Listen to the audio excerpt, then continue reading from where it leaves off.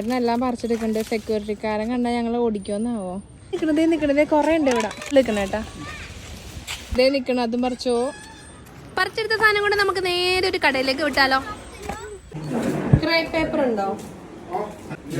Crepe paper ഉണ്ടോ? അതേ ഇരിക്കണേ ചേട്ടാ. ഇത്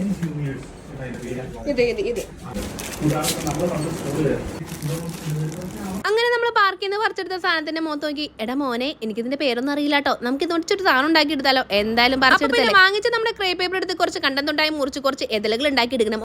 ഓഹ്രീ കുട്ടിച്ചാത്തെന്ന് പറഞ്ഞാലൊന്നും എതളൊന്നും വരില്ലാട്ടെ. ഞാൻ കുറേ നേരം കഷ്ടപ്പെട്ടിരുന്നിട്ട് പല വലിപ്പത്തിലുള്ള കുറേ എതളുകൾ ഇതുപോലെ ഉണ്ടാക്കിയെടുത്തിട്ടുണ്ട്. ക്യൂട്ടായിട്ടില്ലേ?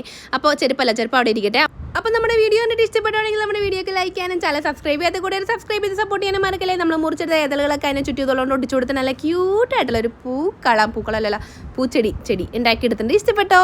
ഇഷ്ടപ്പെട്ടെങ്കിൽ ലൈക്ക് ചെയ്യുക, ചാനൽ സബ്സ്ക്രൈബ് ചെയ്ത് സപ്പോർട്ട് ചെയ്യാനും മറക്കല്ലേ. Thank you. ബൈ.